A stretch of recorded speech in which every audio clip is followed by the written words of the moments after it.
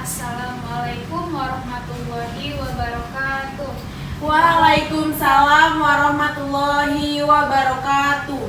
Baik, ya sebelum mulai belajar hari ini, ada baiknya kita berdoa terlebih dahulu. Berdoa dimulai.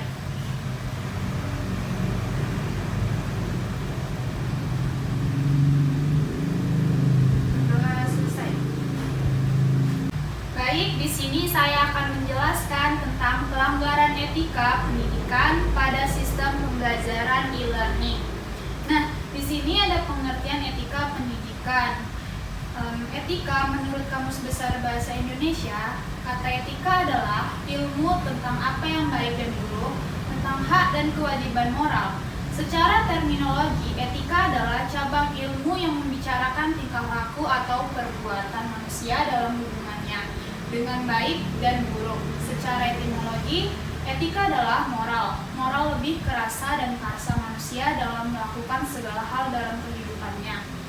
Kemudian pengertian pendidikan, sebuah proses yang dapat terjadi secara terus-menerus dalam kehidupan seseorang melalui pengajaran sehingga kemampuan, bakat, kecakapan, dan minatnya dapat dikembangkan. Dan etika pendidikan adalah suatu kejadian nyata bahwa manusia harus melakukan sesuatu dalam tindakan beretika, termasuk di dalam proses belajar mengajar dalam dunia pendidikan. Nah, selanjutnya pengertian e-learning. E-learning merupakan suatu bentuk pendidikan yang dilakukan melalui suatu jaringan komputer seperti internet dan melibatkan perangkat materi belajar berbasis multimedia yang diakses oleh siswa dari jarak yang cukup jauh. E-learning bisa dilaksanakan secara individu maupun beberapa individu yang bergabung dalam suatu kelas sehingga terbentuk komunitas, yaitu komunitas virtual. Kemudian, sistem pembelajaran e-learning dapat dilaksanakan secara tradisional, yaitu dicirikan dengan adanya pertemuan tatap muka antara pelajar dan pengajar dalam proses belajar mengajar. Nah, sistem pembelajaran berbasiskan teknologi sebagai interaksi ada 3 buah, yaitu teknologi, pedagogi, dan etika. Interaksi di antara domain tersebut adalah yang pertama e-learning, yaitu interaksi antara teknologi dan pedagogi. Kedua, computer ethics, yaitu interaksi antara teknologi dan etika. Dan yang ketiga, theories of learning, yaitu interaksi antara pedagogi dan etika. Nah, pelanggaran etika pada e-learning.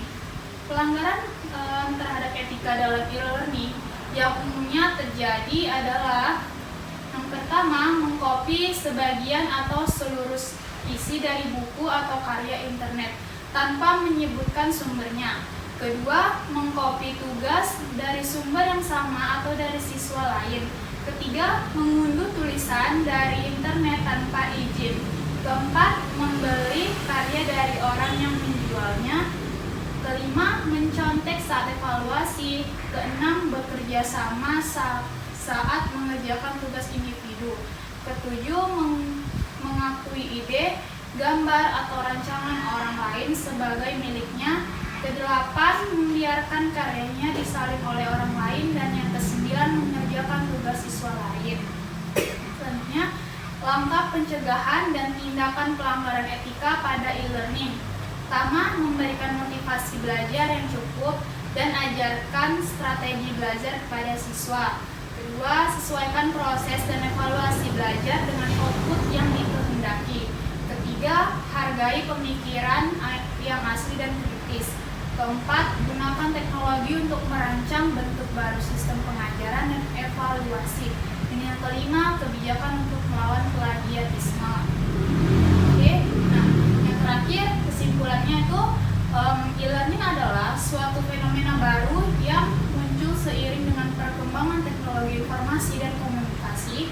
Karena bentuk e-learning berbeda dengan sistem pembelajaran konvensional, maka dalam implementasinya etika memegang peranan penting. Tanpa etika, tujuan e-learning untuk menciptakan sistem pendidikan yang dapat dilaksanakan di mana dan kapan saja menjadi tidak berhasil. Agar pelanggaran terhadap etika pada sistem pembelajaran e-learning tidak terjadi, perlu adanya pemahaman terhadap penyebab pelanggaran etika.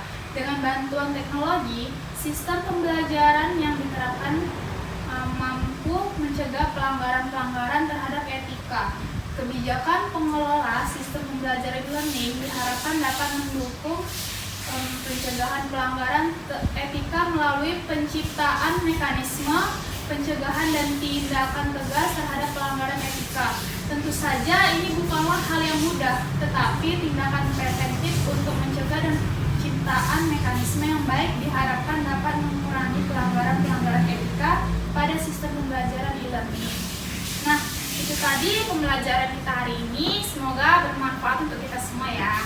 Terima kasih. Assalamualaikum warahmatullahi wabarakatuh. Waalaikumsalam warahmatullahi wabarakatuh.